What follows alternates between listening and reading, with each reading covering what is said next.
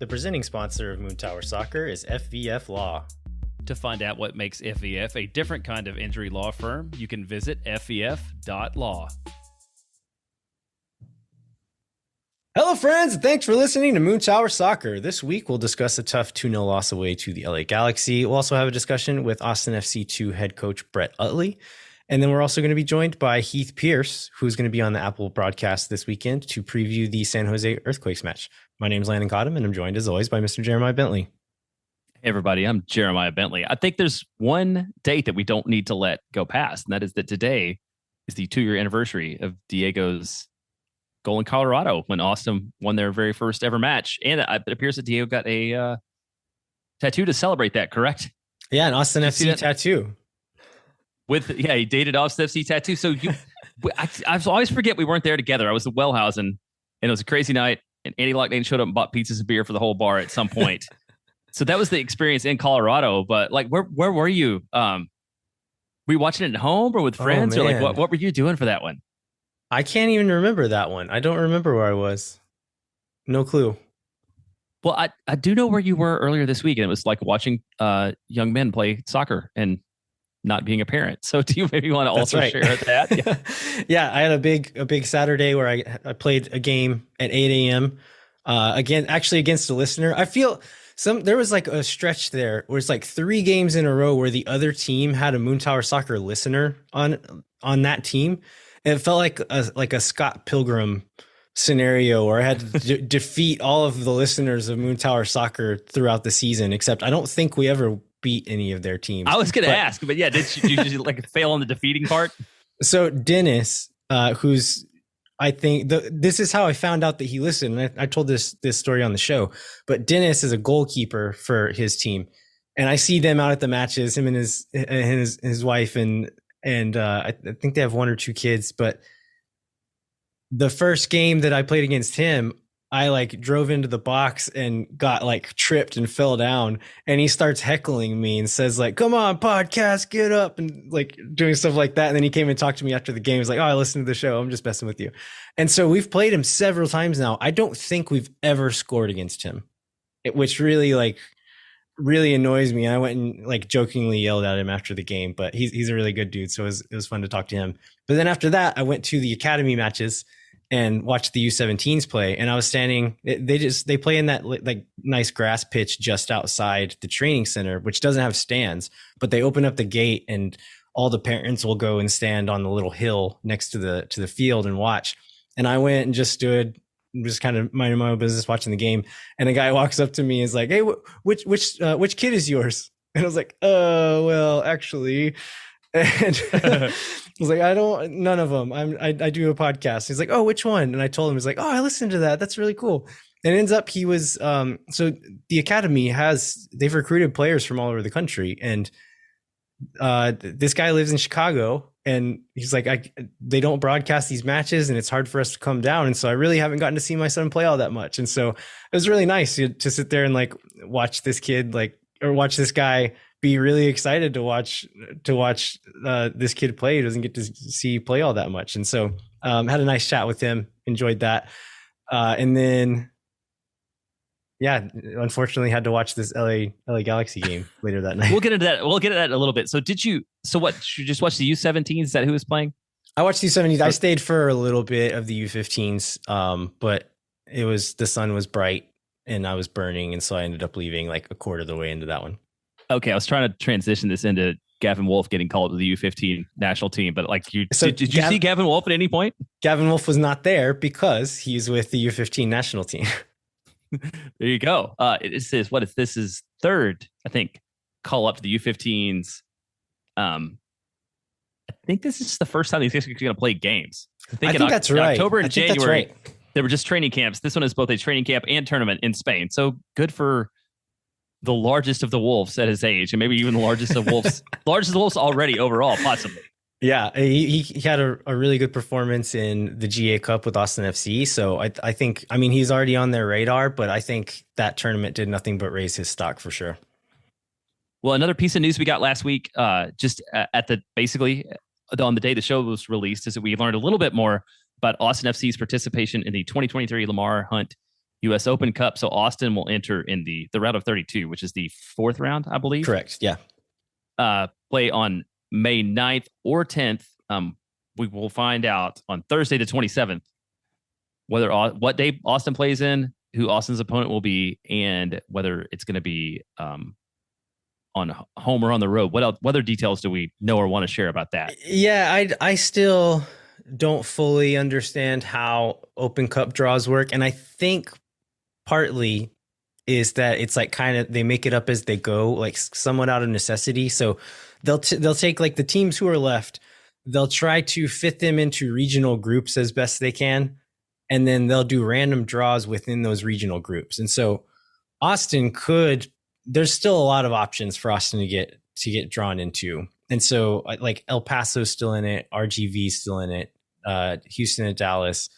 I think there's 2 Tulsa teams. So as far as like and San Antonio as well. So as far as what regional means, it'll kind of depend on who's left after this round. And after that, they'll put them in a group and then do some drawing. So we could still face a lower level side. We could face an MLS side. I think it's kind of up in the air right now. But like because we're starting around later, the chances of us drawing an MLS team in the first round are much higher than they would have been a year ago. Yeah, that's right. Do you have I'm thinking about our buddy Harry, so I'm glad that you brought San Antonio up. Like, would you want Austin to play San Antonio again? And if so, where would you like that to be? And not right now. I don't. No, not after last year. I think a lot of USL teams could beat us this year. The way Austin's playing, man, I want to go back down and get revenge. I don't know if that would happen or not, but I would like the opportunity for Austin to head back to. If Austin's going to play San Antonio, I want it to be in San Antonio. Okay, because I think it's I think winning on the road in San Antonio would take away some of the sting of last year. And if it's at home, then it's just like, well, of course, Austin's MLS side, they should win at home. So it's gonna be my pick. They say like Austin should go to San Antonio and beat them, and then I'll get to taunt Harry a little bit online. All right. Well, here's to hoping. What else we got, Jeremiah? So we did get official news in the press conference about Diego Fagundes' injury. Last time we recorded, we knew he was hurt. We didn't know how long it was going to be. I think this is probably on the good side of it. Josh Wolff on Thursday announced that he had a groin injury that will sideline him for about a month, expressed hope that the rehab will go smoothly, and confirmed that it wasn't as severe as the Julio Cascante injury. So obviously it's not great to see these injuries pile up early, but I think of the possible outcomes from Diego being injured, this is one of the better ones. Yeah, definitely. Like as bad as it looked and like as much pain as he looked like he was on the field like that. Yeah, I think that's a good outcome. And then we also, I don't know if these are directly related, but then we also got news that David Rodriguez and Valentin Noel were being called up to give. Well, no, Josh Wolff said this. We brought up David and Val to help us give us some numbers and different looks for that position. Now with Diego being out, this is in the press conference that he had on Thursday. So Noel's super draft pick. Rodriguez, he came from what? North Texas SC, I think. Mm-hmm. Both have been really, really strong. The second team, neither one of them were on the roster, saw action on Saturday. And we had, well, this is all thanks to Phil West. We learned the mechanism through which you can call guys up. I think we were a little bit surprised. And I think we get into this in the Brett Utley interview that we recorded on the day that this announcement was made. But we didn't really know how possible it was to move players back and forth between the first and second team. So let's get into that. Yeah, I think we all knew that it was possible because of that fateful Sounders loss when they fielded 3 or 4 teenagers against us, because I think 2 of those guys were on those short-term agreements. 2 or 3 of those guys were on those short-term agreements. So we knew you could do that in an emergency. I think the part that I didn't fully understand was that you can kind of do it whenever. I think I was under the understanding like you needed to almost like make an appeal to the league and like get it approved. But the more simple answer is the truth, which is just there's a limit of the amount of times you can do it. And so I think it's 4 different times they can be called up to the roster. They can play in 2 league games, and then they could play in like Open Cup and stuff like that if you want to use them there. But 4 different like multi-day windows where you can call them up. And so as far as like, I don't know if this counts for Noel and Rodriguez, if this counts as one of their windows, because they didn't even make the game day roster in the end. But it's good to know that like in the future, if we need to call some guys up, if we want to play someone in the Open Cup or something like that, we can do that. That's available to us on a limited basis. Yeah, and I think it ties back a little bit to what we were just talking about in the Open Cup. It's like one would hope that Austin's going to be able to maybe play some two guys, play some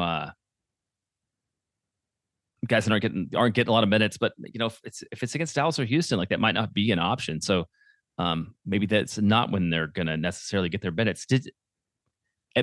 Both of them played. Let's get into this match then. So the LA FC 2, LAFC 2, LA Galaxy 2 match before we talk about the first team match. Both those guys ended up playing in the second team match, correct? On Sunday? Yeah, they started and may have gone 90. I don't remember if either of them came out at any point, but they both started. So it didn't really affect their playing. And then we also saw, this is a question that we had, is we saw Kip Keller both make the Saturday roster and not play for the first team, but then play. I think he played the full 90 also for the second team, right? On Sunday. Mm-hmm. Yeah. So like we talked to Uttley a little bit about this, and I think maybe we already knew the answer, but just good to get it confirmed. But essentially it's about just like what's safe for a player to do. So like if a guy goes 90 in one game, maybe 3 days later he'll be on the bench for the other, but he's not going to go 90 and then play 90 again for the other team. Like there's still limits to what you want players to do. And so I think that's really the only limit, is just like what's responsible for a high performance team to let a player do. Yeah. And what's geographically convenient, right? Because this was also the 2 game was against LAFC, dang it, I keep saying that, against LA Galaxy on the same grounds that the first team game was too. So it doesn't always work out where both matches are against the same squad. So that was where he was already there and he could do that. Right. Yeah. If the second team were playing in Kansas City the next day, like that probably wouldn't have been the same situation. So that match, I think it ended up with a 1-1 draw. Austin loses in penalties, which means Austin only got 1 point instead of 2, which they would have gotten if winning in penalties. I felt like the first half, Austin looked really strong. It was on the front foot. Maybe it was so frustrated by what the first team did, right? I think everybody was talking about that. Like, this is what this team is supposed to look like. So the first goal was a really nice goal, which I'm surprised was unassisted from Bobosi Bayarunga, because I feel like there was a lot of quality play that led to that chance being created. Yeah, it's one of those where like I can't remember what led to the ball falling to him, but it wasn't an assist in the end. But there was some nice play that got them to that position. There's like a good through ball from Noel to Micah Burton. Micah Burton put in a good ball across the frame, but I don't know, maybe he hit the post or something. I thought it was actually I can't remember what the sequence was anymore. But yeah, it falls to Bobosi at the edge of the box, and like there's no, like the keeper's not in goal at the moment, and he does a good job just like turn, square up, and then like roofed it from just a couple of yards out. But there are guys closing him down and diving and sliding, and he did a good job to place it through all that traffic. Yeah, and then LA Galaxy 2 picked up their goal also in the first half, scoreless second half, goes to penalties. I think it was like both teams got 4 out of the first 5, and then went into sudden death. Yeah, Loss saves the last one of the first 5 to keep it going, and then yeah, the Galaxy won it on the first round of the sudden death round. Yeah, it was too bad. I was watching Succession during much of that, and got it back on just in time to watch it was also LA Galaxy 6 shot. Almost pitch black by the time they ended that game. It was so dark there. They're playing at this like track and field stadium that doesn't have lights, and apparently didn't think about like, oh, what if it goes to penalties? And it was like very hard to see what was going on by the end of it. So probably made it an even better save by Loss then, right? To be able to see He's the just ball. Guessing. Okay, before we get into talking about the first team match against the LA Galaxy, let's take a break, and then we will get into what went wrong. Like, as people keep asking me how to fix it, and I don't know that we're gonna speculate on ways that it possibly might be fixed, but I'm not sure. I think if anybody knew, it would have happened already. We'll share our opinions. Like we could do that. Yeah. Hang tight. We'll be right back with more Moon Tower Soccer. No one is around.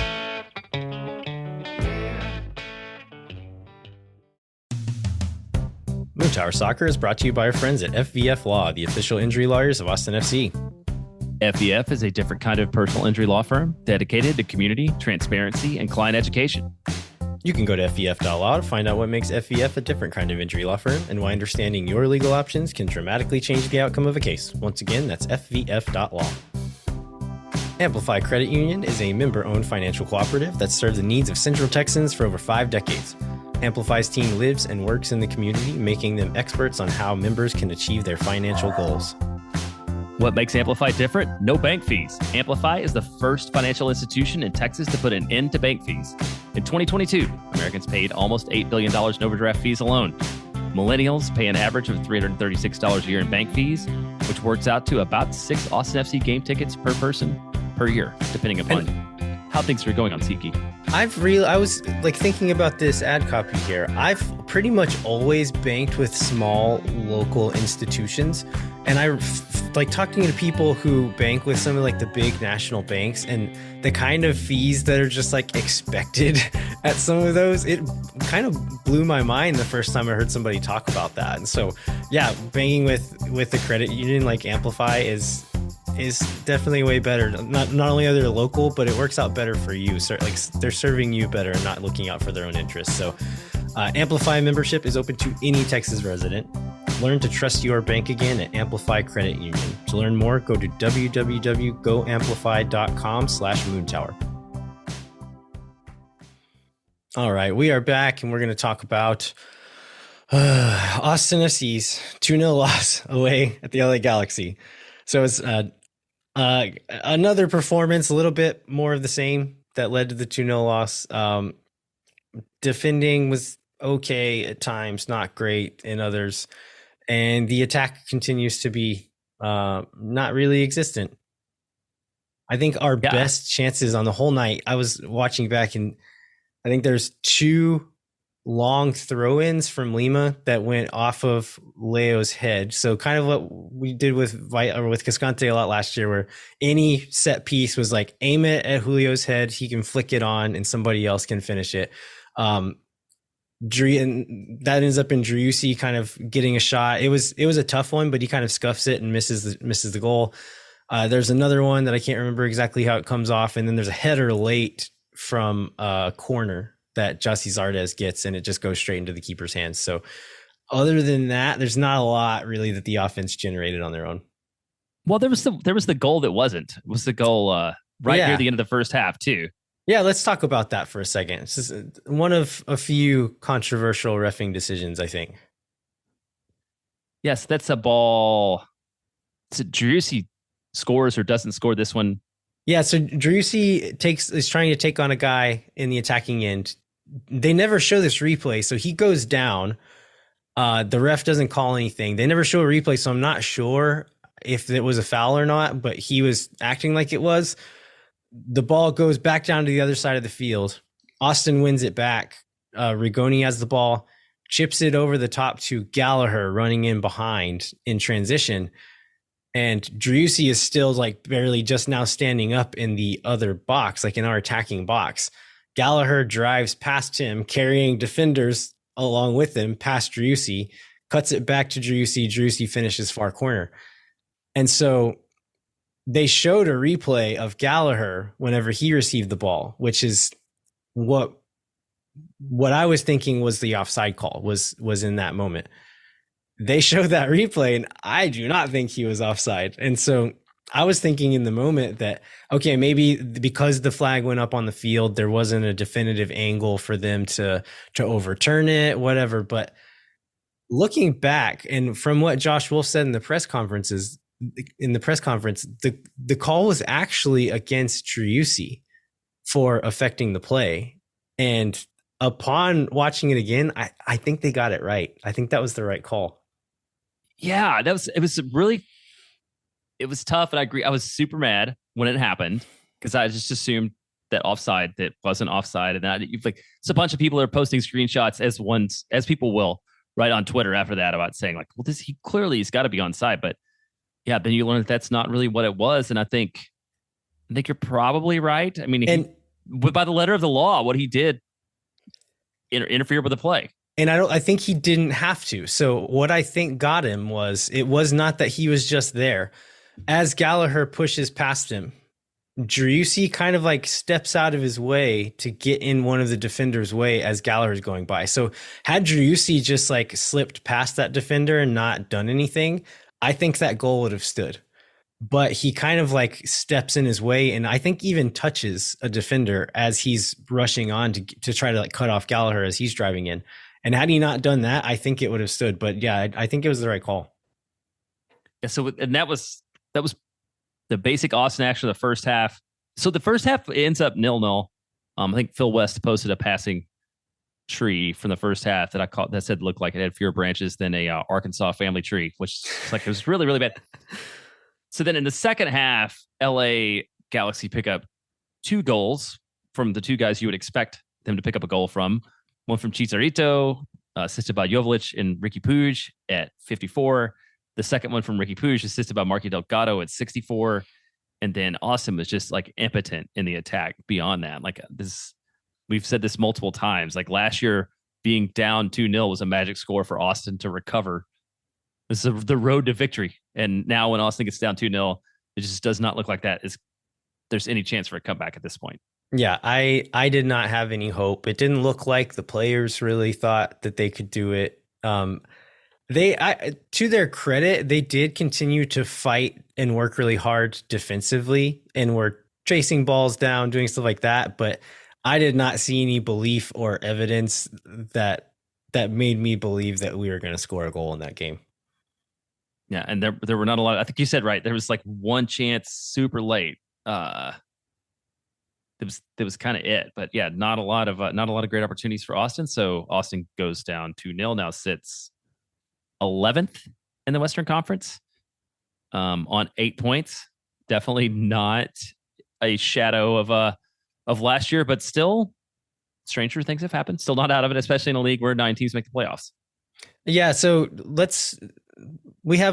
before we get into kind of the storylines of this game, let's just talk about the lineup and the shape real quick. So it was Stuver in goal, Gallagher at left back, Fison in ring at center back, Lima at right back, then Pereira and Wolff and Driussi in the midfield, and then Finley comes in for Diego Fagundes, Maxi Urruti starts again, and then Rigoni plays.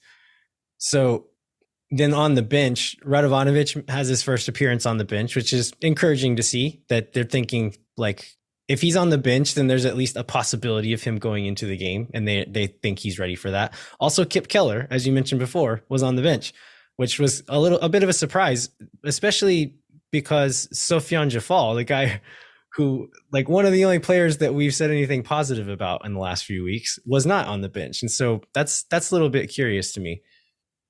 Yeah, I agree. And then we also had Will Bruin on the bench again, and we later on would get the Will Bruin and Giassi Zardes, like 2 strikers on the field at the same time. Subbed on at the same time. Yeah, subbed on at the same time, right? Sort of chasing the game, I don't know, in a way that left me with even less hope maybe than before about how it was going to turn out. Yeah.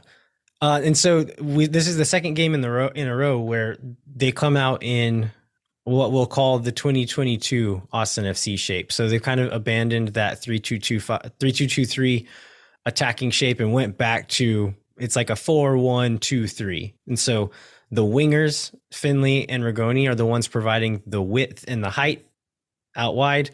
You have Danny Pereira as a lone 6, and then Owen Wolff and Sebastian Driussi as those free 10, free 8 positions next to each other. It's like, I think it's become evident that like whatever shape it is, that's not the problem. It's what they're doing within that shape. They're doing with it, yeah.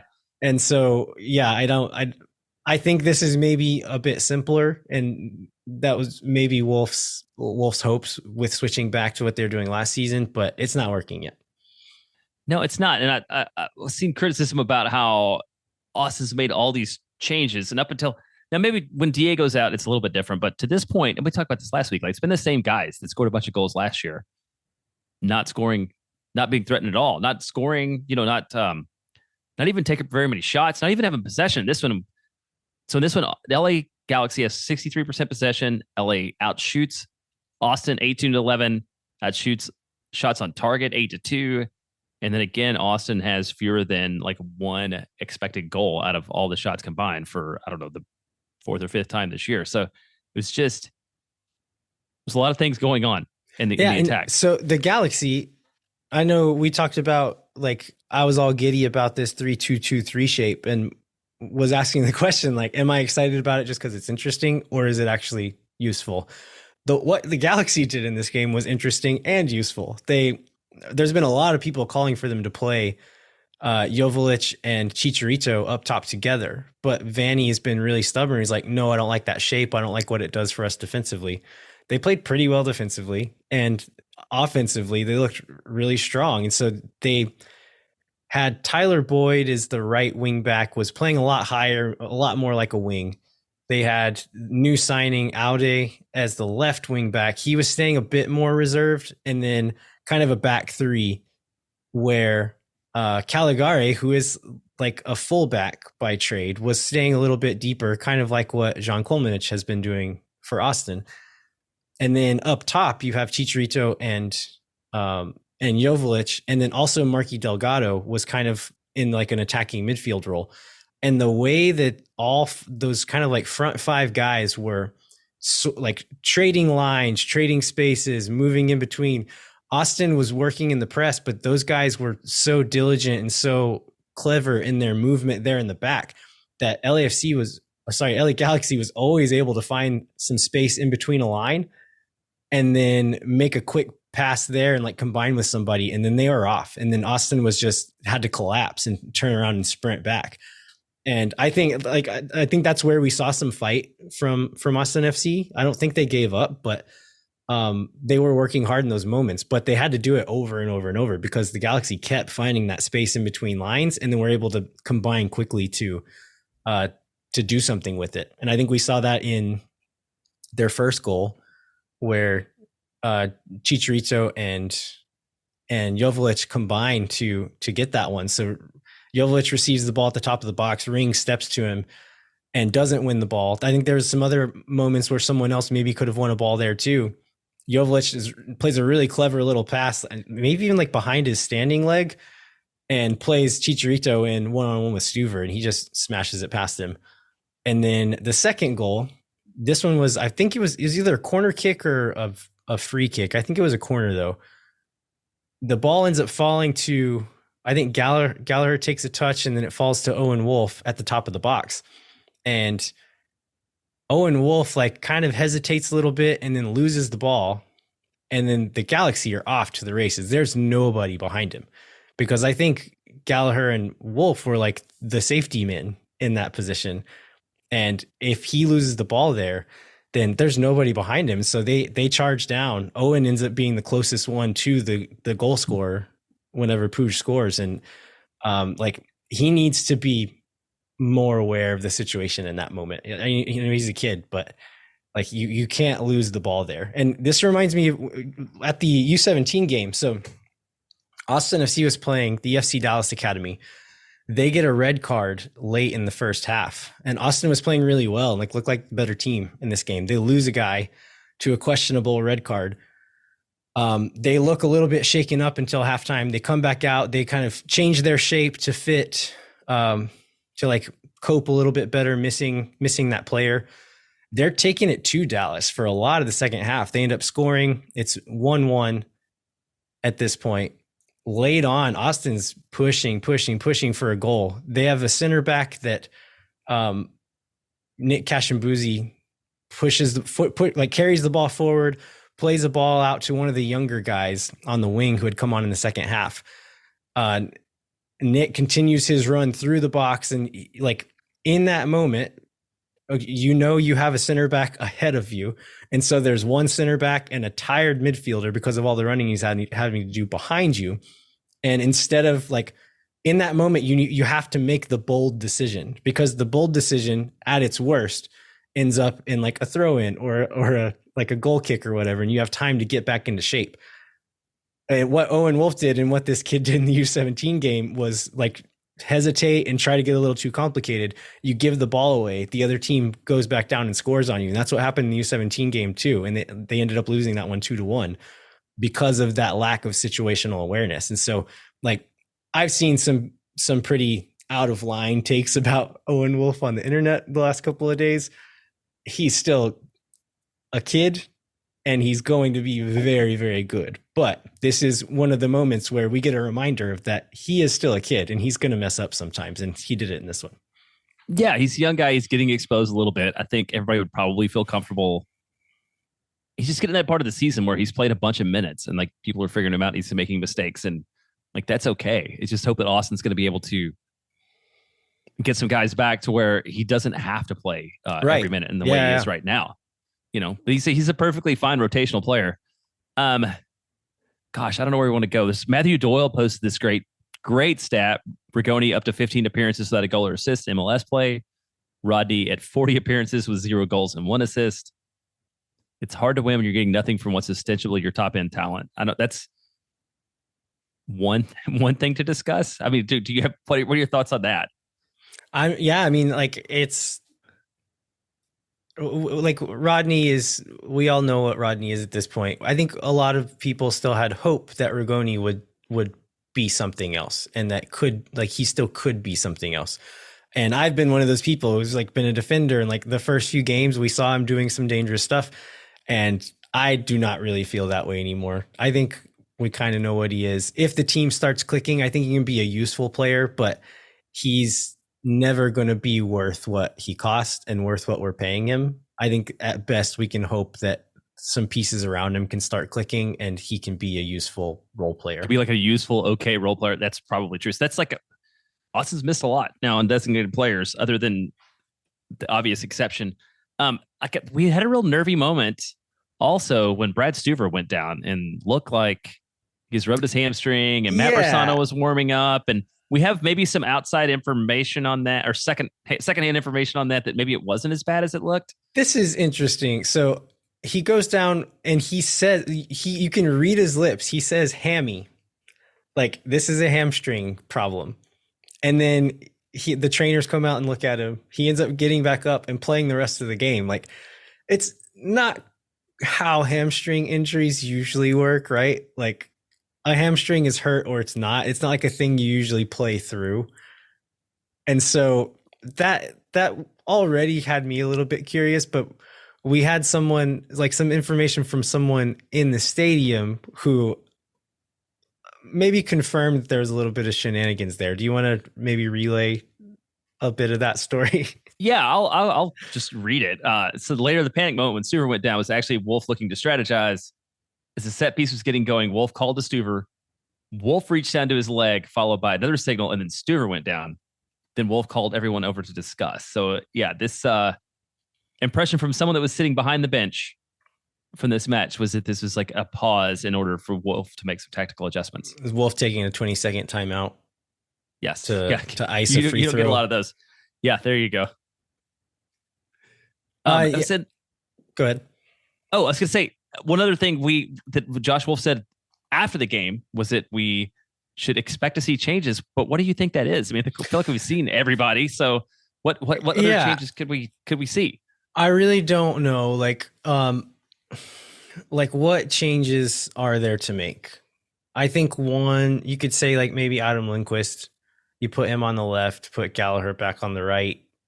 Maybe, but like Nick Lima's not, I don't think he's been that good, but he's not the problem, right? Yeah.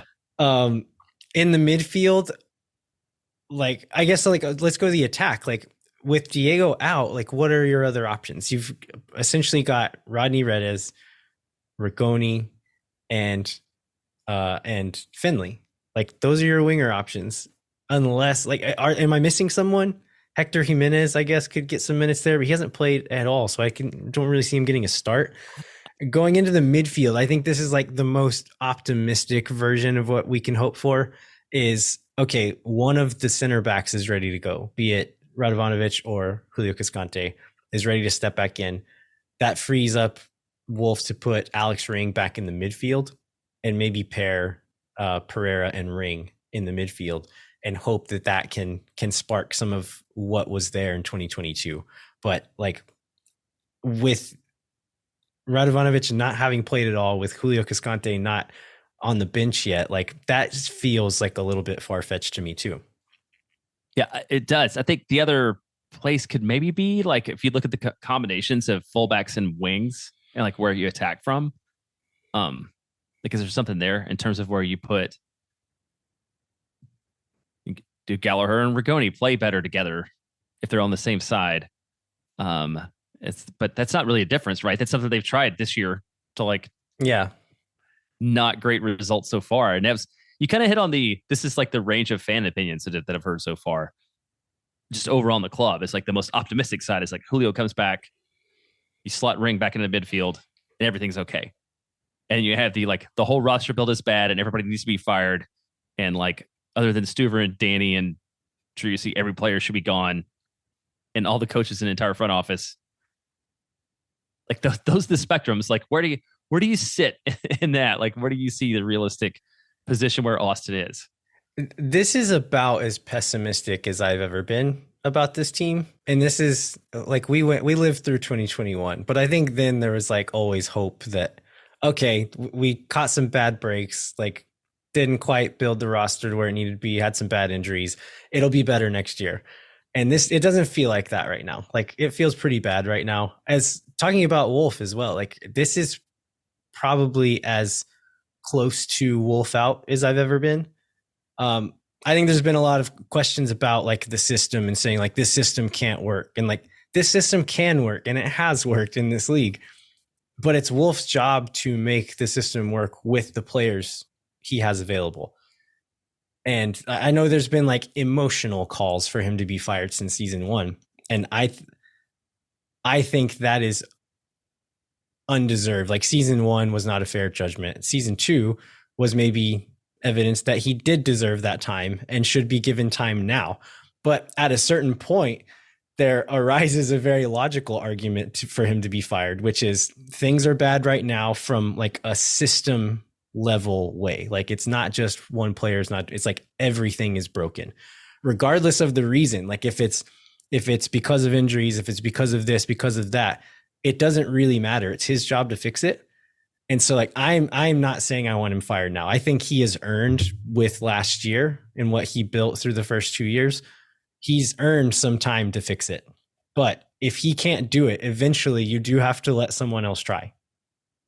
Yeah. And you see, I was talking with somebody earlier about maybe this is a 3-year project or a 5-year project, but like you don't need to do that in MLS, right? Like the whole Philadelphia squad came into Cincinnati and like overhauled that team in 18 months, like this is not the Premier League where you need a lot of time to build this. And that other brings back to one more note I wanted to share from our friend who was the fan at the match, who talked about the fact that just everybody was frustrated. Gallagher and Wolff were visible disagreement.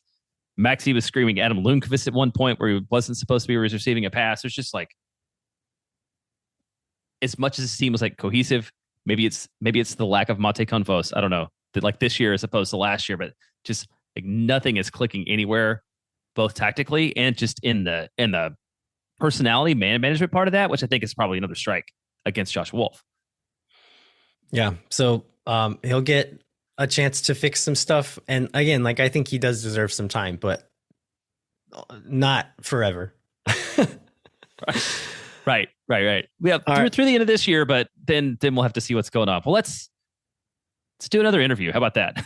Let's do it. Yeah. So we got a chance to talk to I'm seriously considering, if the team doesn't get better, spending more time in these shows on Austin FC 2 and the Academy.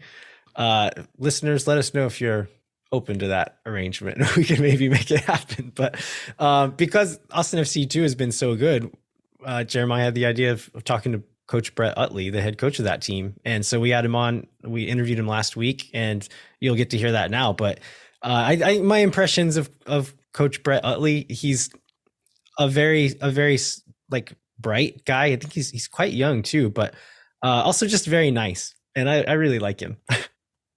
Yeah. He was really, generous with his time and gave us a lot of thoughts. And he's just obviously a good soccer mind, and I think we're lucky to have him in Austin. Yeah, and like the right temperament to be in the position he's in, right? Like I think he sees himself as almost like an educator, and like he's in that position to bring these young players along into their pro, like that next pro level. And I didn't mean to say next pro as in when talking about MLS next pro, but here we are. But like I think he takes that role seriously, and you can hear it in the way he talks about it. So yeah, I hope you guys enjoy this interview. Hang tight, we'll be right back with Coach Brett Utley. Moon Tower Soccer is brought to you by Covert Auto Group. Covert Auto Group has been meeting the needs of local car buyers for 114 years because of their service, financial expertise, and support after the sale. In addition to supporting car buyers, Covert's an important part of the soccer community. If you're in the market for a new or used vehicle, be sure to check out covertauto.com. Moon Tower Soccer is brought to you by Sage Wilson Realty. Thanks to Sage Wilson Realty, we'll be giving away 2 tickets to an upcoming match, so fill out the form on the show notes to enter for your chance to win. Again, this is made possible by Sage Wilson Realty. So if you or someone you know are in need of Sage real estate advice in Austin, talk to our friends at Sage Wilson Realty. Be sure to check them out online at sagewilson.com. All right, we're very happy to be joined by Austin FC 2 coach Brett Utley. Brett, I can see there's a dry erase board behind you, but your background is blurred a little bit. Do you have any like state secrets hidden up there right now? No, not particularly on this board, but on other it's boards. A huge pleasure. Yeah, on different boards, but it's obviously a huge pleasure to be here and talking with you guys today, and I really appreciate the opportunity. Yeah, man. Thanks for joining us for some time. I think I know there's a ton of excitement around y'all's results so far, and I know there's been a lot of like fan excitement. And I wanted to go back to the first game at Palmer Field, like I think it was a Dynamo 2 game back in March. Like, what did you think? Yeah. Did you expect like a sellout full of crazy people, or were like how was that experience? It was just an incredible experience. I mean, walking out before the match, we saw a line of people kind of surrounding the complex, waiting to get inside. And when we were walking out as a staff with the substitutes, and then the starters were coming out, you could just sense an excitement. The fans were already cheering for us as soon as we were kind of walking out, and immediately you knew it was going to be a special night. And you could just feel the energy that they were providing to the players and the team throughout the whole course of the evening. And we really needed them down the stretch of the game where we were able to score a late goal and finally walk away with 3 points. But their support for the players throughout the course of the match was really incredible.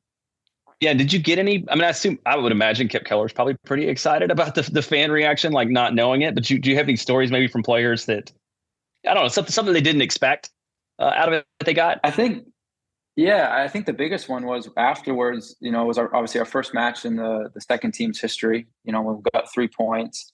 We have this photo that was going around where, all of us as staff members, some ball boys, we had the fans in the background. Just that whole kind of connection and collaboration between what the second team can represent and the culture of Austin FC too. I thought, it really was a special moment. I tell the guys all the time that this is one of my favorite pictures. I want to get it blown up and put it in our office. And it's just, it was a special evening, and seeing that type of, as I said, connection and collaboration between the players, our staffs, and the fans is kind of what it's all about. It's been a really good start for Austin FC 2 and their brief history so far. So far, you guys are 4 wins, 0 losses, 1 draw, the most points in the entire league of MLS Next Pro. Tied for most goals for, and also tied for least goals against. Valentin Noel is tied for the Golden Boot right now. David Rodriguez is tied for second in key passes in the whole league. What has led to this early success for the second team?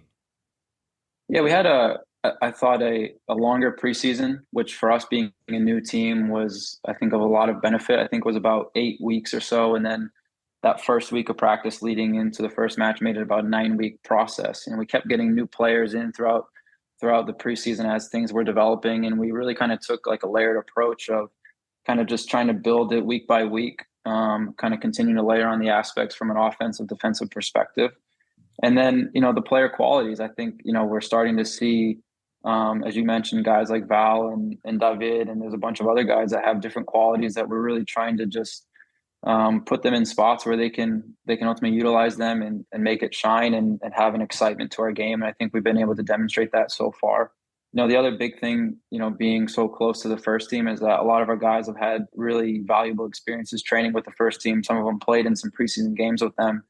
So I think there's no substitute for that type of experience that they've been able to gain. And now they're able to utilize those experiences in our games in Next Pro. And, the group continues to grow together. We were intentional throughout the course of the preseason that we're getting a bunch of guys from all different backgrounds, different previous clubs, and we have to try to quickly assimilate them into the Austin culture and what Austin FC represents, while continuing to grow a team spirit. And I think the guys have done that really, really well. They all live in the same apartment complex, so they're able to spend a lot of time together and get to know each other off the field. And I think we're starting to see a lot of that chemistry be brought out on the field. And it's a young season. We still have a lot of areas that we want to continue to improve on. We talk a lot about like us against ourselves and just really focusing on Austin's way of playing, the game model that we utilize as a club to make sure that we're being consistent in how we want to play to ultimately continue to be competitive while helping players move on to the first team. As good as this start has been, like, I guess, what are the things that you think that they can do better? Like, where would you like to see this team improve on what they've done so far? Yeah, I would say, from a defensive perspective, we spent, some decent time on, how we can be a bit more organized in our pressing and what do the players on the opposite side of the field have to do while the players closer to the ball are being more aggressive so we can maintain some balance in midfield. I think the guys have really taken those concepts on really well. And, that has led to us as a team only giving up a couple goals so far throughout the course of the season. So I think from a defensive perspective, continuing to be solid and looking to improve there. And offensively, we always talking to the guys about getting into really high valuable positions on the field to create scoring chances. So we have some specific spaces that we constantly talk to the guys about that we want to try to attack. That's really difficult to defend, but for us, it kind of brings some organization in that sense. So, so if we continue to be lethal in front of goal and we challenge the guys after the first couple games, we're going down goals early in matches or later in games, and we really challenge them to say, let's try to score the first goal and see what it's like from an emotional perspective and from a resiliency perspective. It's a different type of game when you're chasing it versus if you score first and now you're protecting the lead while you're trying to build off of it. So I think for a young team with young players, it's good early on in the season to have these different experiences. That's only going to pay dividends as we move forward throughout the course of the year. So given kind of your personal, background and coaching experience, like what was it that excited you about this particular job? Yeah, I've had, when I look back on my career as a coach from when I started coaching back at Quinnipiac University in Connecticut, where I played, to, most recently spending 3 years at Inter Miami working with the first team in a variety of different capacities. All along my coaching journey, I've always had this dream and ambition to develop as a head coach, as a professional head coach. And, when I began interviewing for the job, I knew about Austin. I've worked with some people here previously along my journey, and I knew the club's values and what they were all about. How the team was playing on the field, the style of play really resonated with me, and I really felt, if I was going to have an opportunity as a first-year head coach, this was going to be a great opportunity to do so with the level of support that the club, shows the coaches, not only trying to develop players, but also helping to develop coaches as well. I think that's a hugely important piece to it. And yeah, just the excitement of just starting the journey as a head coach. I've sat at the tables as an assistant coach in different capacities. And, when you're the head coach, it's just a different feeling. You're the one, having to make decisions. And I felt like, I was ready to have that responsibility. And I really wanted that challenge. And I'm really grateful for the opportunity to be here. Can you name a couple of specific challenges? Like, what are the things that fans don't think about head coaches when it's like, this is the learning curve, like this is what it takes to, like, the difference it takes to be a head coach versus an assistant coach? Yeah, I think, we'll start with, I guess, one of the more obvious ones, is picking the starting lineup. Something that you're giving opinions on players and trying to get the right connections and relationships out there according to how the players are performing in training versus maybe potentially some players coming down from the first team or up from the academy to play. So just making those decisions, I think, is number one. continuing on that path, if we think about like the game management side of things, how we want to make substitutions throughout the course of the game, reading the game, figuring out what spaces are available. I'm fortunate we have a great coaching staff here that, we're really collaborative, and we work really well together. And I think we help each other's weaknesses to improve, and we really complement each other well. So, but from a game management perspective, we all have different roles as coaches throughout the course of the game. So when coming to halftime, we can have some pretty clear messages for the group offensively and defensively to try to help change the game in the second half. So from that game management perspective, and then, there's a lot of other things going on in the background when you're trying to plan travel, trying to make decisions on, when to take certain flights. Do we fly a red eye on the way home, or do we stay over the next day? If we have a midweek game coming up. So, we have our high performance department here is second to none. So having, the advice of guys like Dave Tenney is super valuable to try to help utilize those resources to make the best decision we possibly can to put our players in a position where they can really, be fresh and utilize all their qualities in the game. Well, so when you get to the end of this year, what will make you look back and say like, this was a successful year? Is it just where you finish in the table? Is it the number of players who end up on the first team? Like, how do you evaluate success for Austin FC 2? Yeah, I think it's multi-dimensional. I'd say number one, we've always said that we want to field a competitive team playing our brand of soccer and playing it on our terms, because we want to be as competitive as possible in the league while growing our way of playing to help players get promoted to the first team. And I think those two things are, we're always trying to work on both those aspects at the same time, because I do think from a competitive perspective that that helps serve as a big form of player development, especially as you're moving up the ladder as a professional player. If we're able to make the playoffs along the line, I think that'd be awesome. But, from that's going to come from being competitive while working on our way of playing to make sure that we're developing both things at the same time. And talking about developing these players, I know part of why Austin FC 2 exists, like you said, is like to kind of move these players through this pipeline. What does the communication and collaboration look like with the first team about like individual player training and like how you're working with individual players? Yeah, there's a lot of communication. Our staff and the first team staff, we're in communication on a daily basis, talking about how player performances, specific areas of, how players can look to improve. And I think, going back to what I said previously about the importance of playing a specific way, a specific game model, because if we're playing in a completely different way from how the first team sees a game, it's going to be more challenging for players to be able to move from our team to the first team. And that needs to be at the forefront, that we're playing in a way that serves the players to be successful moving up to the first team. So it's a matter of understanding similar language. It's a matter of understanding similar movements offensively and defensively. So when they move into their environment, they feel comfortable and they can showcase their ability. So, definitely from a development perspective, getting players promoted to the first team is really high on our list of priorities. And with that, when you have stability of how we want to play the game, there can be fluid conversations between our staffs, the first team staff, our technical advisor, Nolan Sheldon, when we're speaking about players and helping them looking to improve. There's a common language there that now everyone can be on the same page to make sure similar messages are getting transmitted to the players. And, just how my mindset works is I'm always really conscious to make sure that we want to have clear, concise messages to the players. So when they go onto the field, they can have total clarity in their game, and they really know what's being asked of them offensively and defensively. When it comes to game strategy, how much flexibility do you have with how far are you allowed to deviate off of the Austin FC way as you're trying to fit just like playing styles or like specific skill sets into your team? I know y'all play, like you look at it and you say, this is an Austin FC team, but it's not exactly the same as the first team. Yeah. And I think when you say not exactly, I believe that the individual player qualities that can add the 5 or 10% difference, just because each player is always going to have their own qualities that we're looking to utilize, but within the framework or the foundation of how we want to play as a team. from a opposition perspective, we still do our due diligence of analyzing the opponent, understanding how they're going to play with and without the ball, understanding, what spaces are going to be available to us or what spaces we think are going to be available to us that we can look to utilize.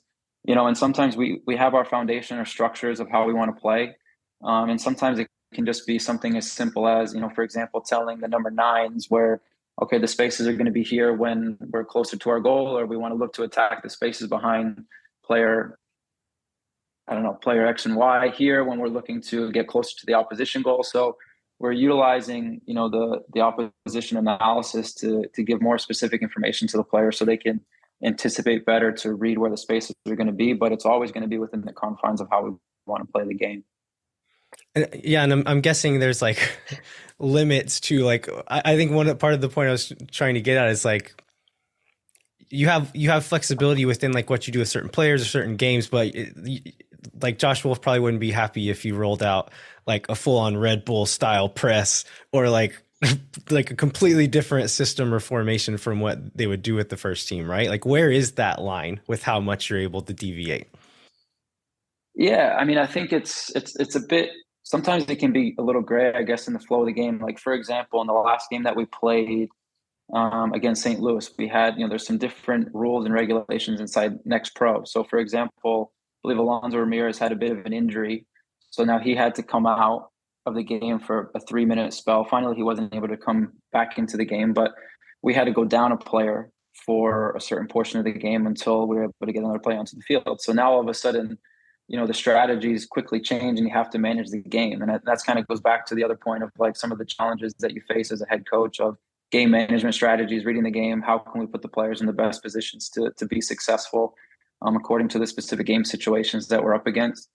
But like I said, we have our way of playing and, we have specific ideas of how we want to high press, how we want to be in the middle block, how we want to be in the low block, and all of these ways, for example, from a defensive perspective, they're really aligned with how the first team want to do things as well. Because as I said, if player development and getting players promoted from our team to the first team is the highest priority, then we have to make sure that our way of playing is aligned with that. So we're putting the players in the best position possible to make sure that their qualities can be utilized at the next level as well.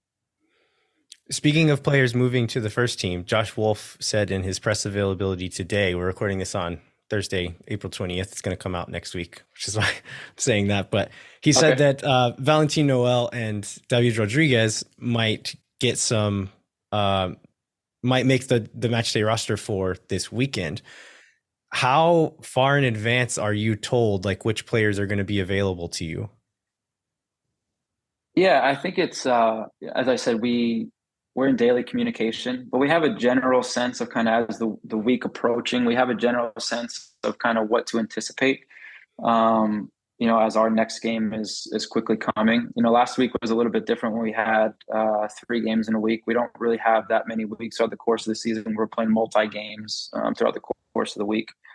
But initial conversations start early on. We know what to expect, but, finally, in soccer, I believe you have to be able to flow with complexity and you have to be really adaptable, because sometimes you think everything is flowing really smoothly in a nice linear way. And all of a sudden, maybe someone gets sick or someone has a small injury in training, and all of a sudden the dynamics can change. So we have to be flexible, but that's where our collaboration and connection on a daily basis, I think, really serves us to make sure that we're all on the same page as the games are approaching.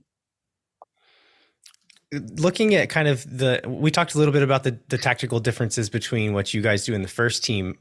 Can you explain a little bit what it looks like from top to bottom? Like how differently, I guess not how different does it look, but how do you go about implementing this system from a U13 team all the way through this next pro team? Like, do you break it down and make it a little bit simpler at each level, or what does that look like exactly?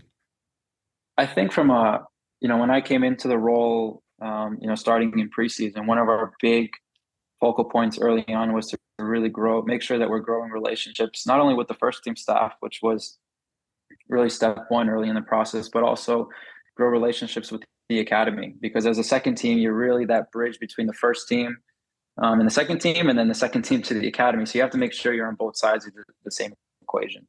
And I think we've done a really good job of that. We've had a bunch of academy players participate in our preseasons. We still have, there's the handful of them that continue to train with us on a day-to-day basis, and we're in constant communication with the academy staff.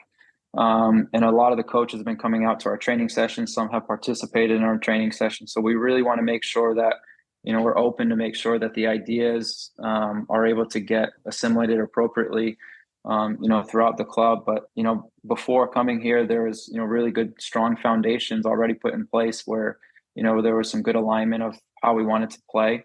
And then, I think it's been spoken about previously, but Nolan Sheldon as a technical advisor, he's helping to make sure there's alignment between the first team, second team, and the academy.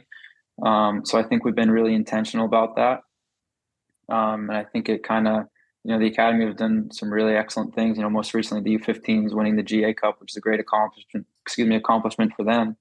But it's a process. It's, I think the key word is being intentional about how we can align our way of playing. And I think the more we're all in a room talking about the game, talking about training sessions, talking about different styles of play, can only help us to continue to make sure that alignment continues to grow. Speaking of academy players playing up with the next pro team, Michael Burton has been getting some minutes with you guys. Scored his first ever professional goal, which is really cool to see. I've been going out and watching that age of the Austin FC Academy play. I think when they were like U13s or something. And so to see some of them now playing pro and scoring goals is really cool. How difficult is it for guys that young to step into that level and perform like that? I think, Micah, if we take Micah's case in particular, he's had, obviously, wide-ranging experiences as a player, playing with youth national teams, training with the first team, coming to play with us as well. So, from his perspective anyway, he's had, some good experiences at international levels and, training up to continue to grow himself as a player. I think like anything, there's always an adaptation process to what the competition just looks like for any player, whether you're an academy player, a new player, the next pro. For example, I remember we had a meeting with the players before the season started, and we didn't play any next pro opponents during our preseason schedule. So one of the players, we were talking as a group, and one of the players said, what can we expect, in next pro? And I shared some experience that I thought when I was watching a lot of the next pro games from last season when I was with Miami.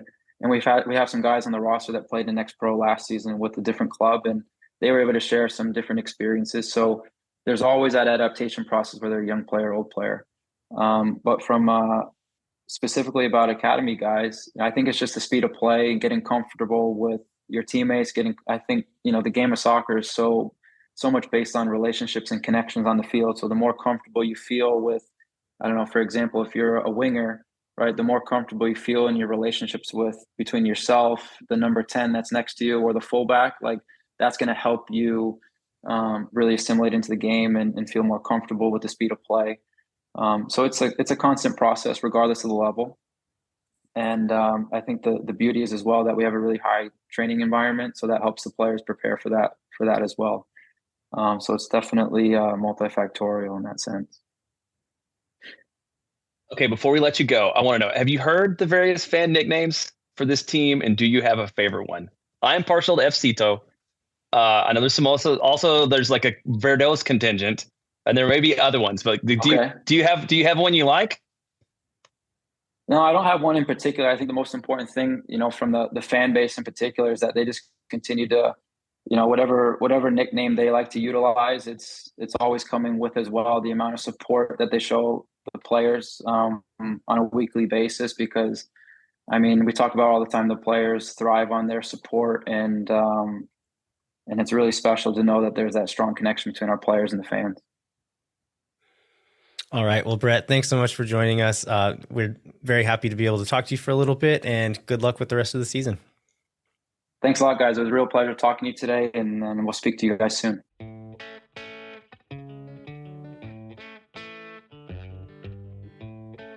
All right. We want to thank Coach Brett Uttley for spending some time with us. We are now going to cut to an interview we did with Heath Pearce of MLS Season Pass on Apple TV. He's going to be the analyst for the game this weekend against the San Jose Earthquakes. So he joined us to preview that game.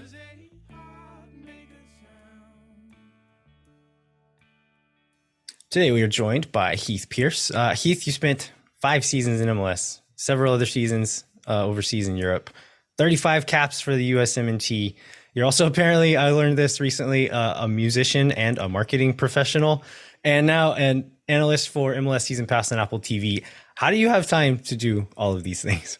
Oh, I don't. I've just become very. First of all, thanks for having me. But second of all, I've become just very average at a lot of things, and I realized that was probably the case of my career too, where it was just like do a position until I get to the point where I'm like, oh yeah, I'm gonna have to work really hard to get better at this, or just start a new position where the instant gratification of like learning a new instrument or doing something new is like the growth curve is great and it's all the fun stuff. Whereas like once you get into the minutia of things, that's where I tend to check out. I think I suffer from that same affliction, but I luckily you are handsome and charming, so you were able to move into media after your playing career. I was thinking about this when kind of researching you, that a lot of players, like, to be frank, seem like kind of boring people, and you're one of the players that seems to have like a lot of personality, other interests outside of the game as well. And I was looking back on like your national team teammates. There were a lot of guys like that in your era in the national team. That were boring or not boring? No, that were not boring. That had personality. We've got quite a few, and it's been interesting to sort of like see the evolution of wherever everyone's gone in their career. I particularly chose at a certain point to retire from my career so I could get into the next thing, and I never wanted to be. And unfortunately, I've dealt with this a lot with people in the context of this is I never wanted to be sort of forced out of the game where you're sort of like they kick you out and they lock the door and you're sort of like, what do I do now? This is all I've ever known. Because when you're in that tunnel vision, it's really hard to think about anything else, right? Because when you do, you think you're not giving your all to the game and you feel like you're losing this edge. And so I knew I wanted to get into media at a certain point. And so I kind of just took the leap at one point when I was sort of figuring out, I had a couple options throughout Europe and Asia. I was playing in Gothenburg, and then this thing came across my life that I was like, you know what, I kind of want to try something new. Tried it for a little bit and never looked back. So it's been a pretty fun journey. And of course, there's times that I'm like, I should have probably played another 7 years, but I'm also like, this is pretty fun, and I feel lucky to have the life that I have. Isn't Graham Zusi your age? Graham Zusi's a little bit younger, but he's 2 years younger than me. And so we crossed paths as I was sort of transitioning out of the national team. He was making his way into the national team. But yeah, technically we should be fighting for like the same job right now, and or he should be retiring. He's 36. He's past it too. It's time. Yeah, it's time, Yeah. Well, you also have the coolest setup of anybody we've interviewed in person before, I'm pretty sure. And I want to ask you about one thing. The USA record over your left shoulder. It's like, is that playable? It's I mean, if you put it on a turntable, it would spin. There just won't be any music on it. Okay. So I mean, you could put a plate on a turntable and it'll spin. So technically it is playable. It just won't make any sound. It's got a hole in the middle. It won't make a sound. I do wish it was playable, but yeah, it was a poster series that the marketing company that I run did with US Soccer during the qualifiers heading into the last World Cup on the men's side. And there was like sort of a design on it and all that sort of stuff. So yeah, I kind of just liked it. And so I put it up on the wall. I love that. Okay. So you're cool. And we've established that really well, but we also have you on here for another purpose. And that is to preview the Austin San Jose match coming up this weekend. So you're going to be on the call. This will be your second straight Austin call, correct? Correct. And hopefully you'll get a little bit more excitement, I think, from this one maybe than you got from the last one, or adventure. Like, how is it calling a game like that Austin LA Galaxy match? Oh man, that was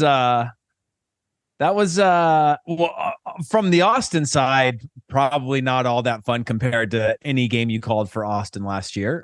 Anybody that was lucky enough to get an Austin game last year got goals galore and excitement and energy, and especially in a home stadium. That's the thing I'm most excited about, is to sort of see that atmosphere. I've been to Austin only one time when the U.S. played against Jamaica in World Cup qualifying. I was in the stadium for that match, and I just remember thinking like, oh well, it's a national team match. What kind of fans will show up, right? And it was rocking in there. It is a know much different flavor between the national team games and the Austin FC games. It really does feel different. I was at that game as well, and it was exciting, but felt way different from what an Austin game does. Oh, for sure. And you can't even begin to like, you're going to have some overlap. You're going to have the traveling fan. You're going to have all these things, but I'm really excited to be in that stadium and feed off that. Because when you're in the booth, like a lot of it is about the energy happening around you, right? That makes the excitement when you feel a swing in the game. The sport is at a point now in the US where if you're playing in Austin and Austin is starting to take control of the game, the fans know, right? And you can feel this building of an energy happening where you can feed off that in the booth, and you can say you can feel like something's coming. It's happening, and it's not just what you're seeing on the field, but it's that energy around that. So I'm really excited to be there and be a part of it. And hopefully we get an exciting game. Yeah, well, let's get into the San Jose side of things a little bit. I think they're probably doing better than almost anybody predicted. I don't know if they have a laminator yet, like Austin had last year, but they were not expected to finish that high in the West. Currently in 5th in the West, very dangerous still, and a lot of it due to Christian Espinosa and Jeremy Abobasi. Like, where do you see the improvement coming out of this club from this year as opposed to last year?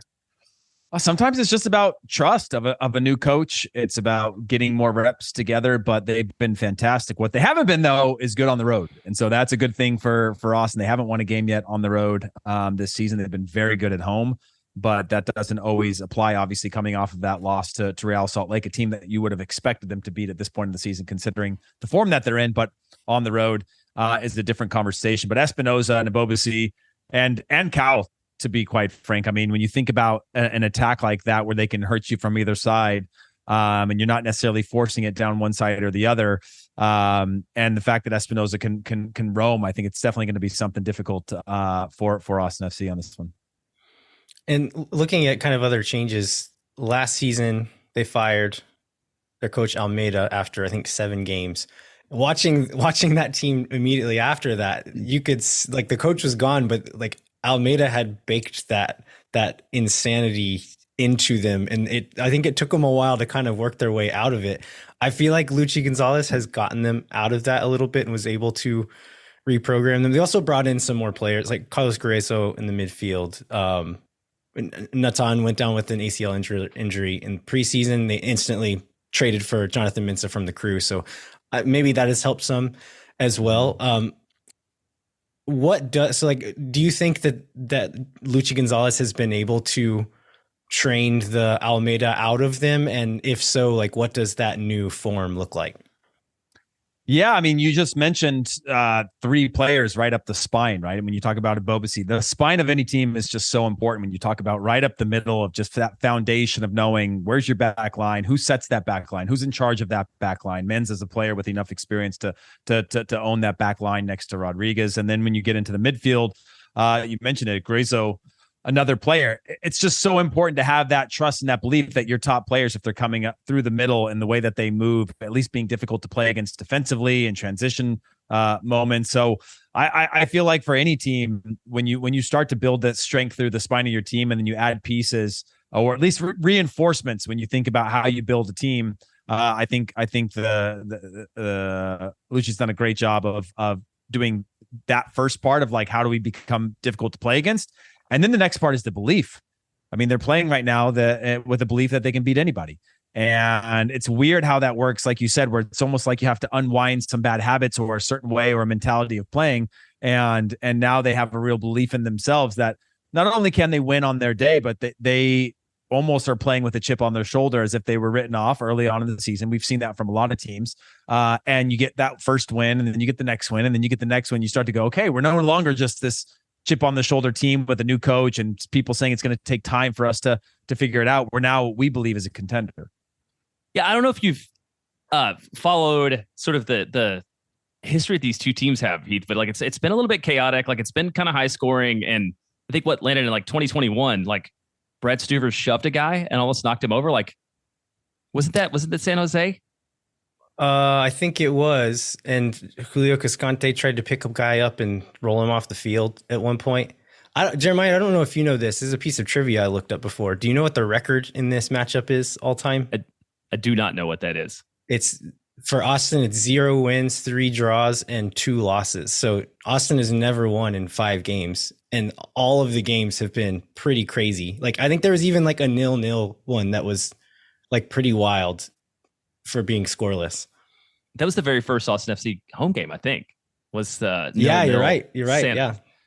So we've got a lot going into this. I guess but do you see that, Heath? Like, is there any kind of rivalry that you hear about or that you hear people talking about? Because they have been kind of it's been a lot going on in the matches between these two. Yeah, I think interestingly, Austin is creating their, especially last season, right? You go into last season and it completely changes the present and future of the club in terms of the expectations and what they're trying to, just the new standard, right? I look at what was happening last year with LAFC, and it went from being like, oh, LAFC is the team, to being like, okay, there's something natural happening here. San Jose, similarly, I remember those incidences that you're talking about. I don't remember anything particular about that, but the players are going to remember, and the players are going to use that. And you don't look too much into it when you're playing, but you start to create almost a culture of teams that you compete against that you know are going to be hard, and almost the stereotypes play into your own head when you're on the field of like, oh, this is going to be a tough battle. It might get a little testy. The first challenge, don't get caught up in the emotion of it all. And now, again, I've never been to an Austin FC match inside the stadium during the league, and I can only imagine that when things get heated in there, just when that crowd plays into it, just how difficult it can be for an away team. Yeah. Well, another thing that was Austin related, we kind of forgot about it until we were looking stuff up, is you had some early inside information on this Reyna Berhalter drama between the national team. So now Claudio Reyna is relegated to a lesser role, seemingly just a name. Do you think it's something like that?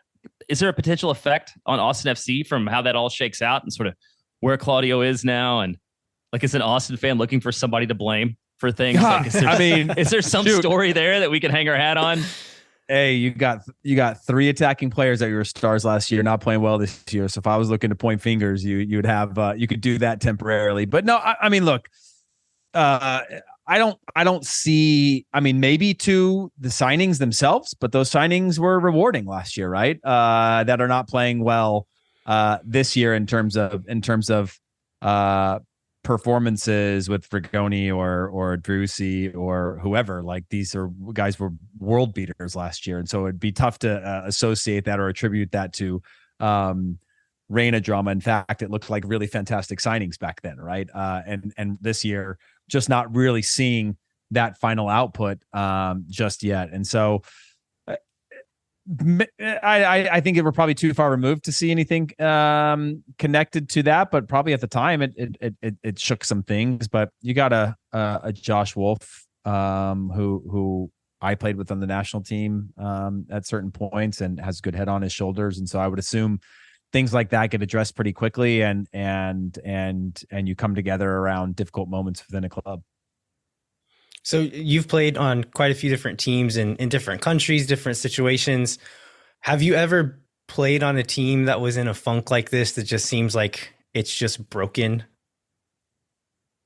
Yeah, I have. It's weird because looking at the game against the Galaxy, the Galaxy were breaking lines of pressure with passing with ease, right? And when I think about Austin's midfield, in theory, a very difficult team to play through, a very difficult team to just find easy gaps. And when you look on paper, you go, okay, this is a good matchup, but they just couldn't seem to get on the same page. And I think there needs to be some change, right? When I think about even as Austin went to some of the veteran players towards the end of the game, it brought a different energy, right? A different, like, a belief of like, the least we can do is run really hard and chase everything and go after what we can and battle and compete.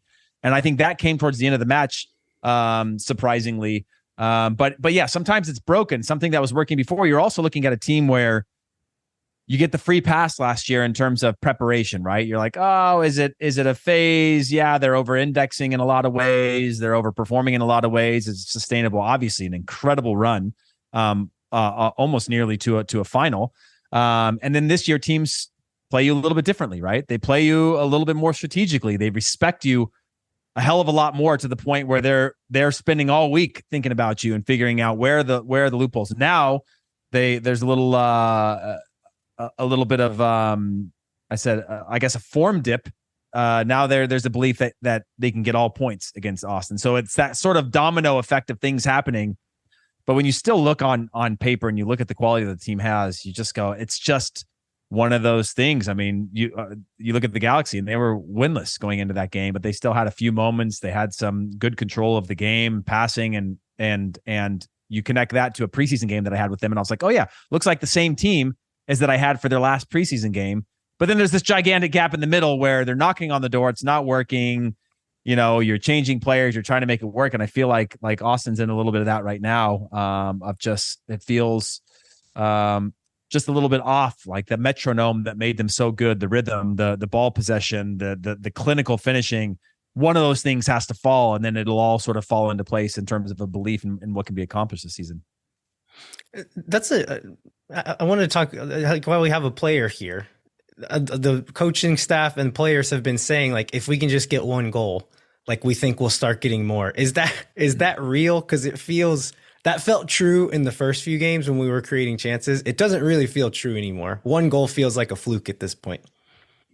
I mean, it's hard to say, because it's weird when you've given up now, what is it, 12 goals so far this year? But you're talking about a back line that I think Joshua's pretty happy with, right? Like, they haven't defense been bad. is playing great. Yeah, haven't been bad. Stewart's a fantastic goalkeeper, and he's making these huge saves, and the team's making these great plays, and the movement around is great. But then you go, well, if it's not that, then what is it? And weirdly, the same messaging was coming from Greg Vanney in terms of, if we can just get the first goal, if we don't have to fight our way back into games, if we can do all these things. And I felt like there was this rounding of a corner of them sticking to their beliefs and how they want to play and what they want to do, but also bending a little bit to taking what the game gives them and where they're going to get their space and how they're going to execute. But then when those goals came, there was like this whole, like, oh yeah, we actually believe we can score, we can create chances. And so I do think that is a big part of it. I don't think it's just like about scoring a goal. I do think it's about some sort of play that can transform a season, right? What's 8, 10, 12 passes, build up play, the rhythm, the timing, the passing. When you see a good goal happen, it's not always because the ball gets put up into the top corner or some sort of fantastic finish. When you're on the field, even in training, right, and you connect these crisp passes where it's in, back, out the other side, and an overlap, and there's just these patterns of play that happen where everything happens in a very smooth way. That's where the belief changes, because you bring that attack to a conclusion, you score that goal, and you're like, okay, we've got this thing back about us that's working. And I think it can be transformational. I mean, it's easy to use that as a crutch sometimes, or to stereotype that type of thing. If we could just get a goal. But there is some things that can happen within that can truly change a match, as well as a belief in a team and what they're capable of. All right. Well, listeners and viewers, Heath will be on the call on MLS Season Pass on Apple TV, partnered with Mark Rogendino, who we spoke with last week. Heath, enjoy Austin. I'm glad you're getting to come and hang out. Thank you. I appreciate it. I'm really excited for more warmth here in California. It hasn't been that warm. I'm excited about this atmosphere, to be honest with you. You know, one of my favorite parts about being part of MLS Season Pass this year is getting to go into these stadiums and experience them firsthand, and as a neutral, calling the game and calling it in a way that the game starts to tell its own story.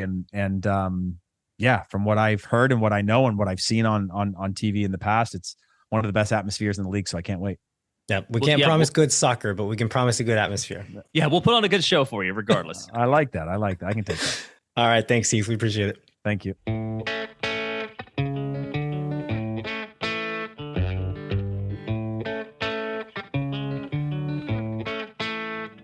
All right. Thanks one more time to Heath. Before we finish up, we'd like to remind you to rate, review, and subscribe wherever you get your podcasts. We also, we don't quite have the YouTube algorithm figured out, but I think it's the least we can say is that the YouTube videos are not getting the same engagement as the podcast does. Except for the what's one of them? The Taylor Twellman one. Yeah, Like a ton of engagement. Like it got good, but like it's like I don't know, like I don't understand the algorithm, whatever. But I think the reasoning is, and I think my wife Ashley told me this, it's because we're not telling people to smash that like button. Smash that like button, people. That's right. So smash that like or subscribe on YouTube. It's been fun to do some more video stuff with these interviews. So if like, even if you like listen to the audio show to get all the news in that segment, maybe go watch the YouTube video for the interview part and turn it off. This is maybe dangerous. I don't want to tell people to turn off the podcast while they're listening to it already, but it's there. No pressure. It's there if you want to, but it's been fun to do some video interviews and get to see these guys in their element and kind of emote while they're talking about these games we're previewing. So come find us online on Twitter at LVHero87, at JBentley_ATX, and then at Moontower Soccer on Instagram, Twitter, and smash that like on YouTube. And then sign up for the Patreon. We got the scarves are at my house now, Jeremiah. So nice. If you would like for us to send you one of those or a patch or any of the other rewards, go to the Patreon page. You can find that link in the show notes. And Jeremiah and I need to schedule a day to get together and have a packing party so we can start getting some of this stuff in the mail. And then we'd like to encourage you to visit the Striker website, where you can get a 30% discount with the code MoonTower23 with a capital M. Jeremiah, what can folks look out for there? Well, it's just there's the usual game articles, but I would just make sure everybody knows like the work that Phil West is doing in the press conferences and writing the articles is really bringing us insights at Austin FC that we could get nowhere else. Something I meant to talk about that we totally forgot to talk about was this question about Sebastian Driussi as a captain, which has been a big conversation among the fan base. I think Cap City Soccer did a poll that got like 500 responses that shockingly, fans are kind of reactionary, and most fans don't think he should be the captain anymore. But Phil West like asked Josh Wolff about that and got a weird pause and non-answer out of it. So like support the striker to support the good work that Phil is doing to uncover everything that's going on around Austin FC. All right. Well, thanks so much for listening. We will be back next week to review the San Jose game and then preview the Portland game and then cover any other Austin FC news that comes up. Until then, I'm Landon Cottom. I'm Jeremiah Bentley. We'll catch you next time. When no one is around.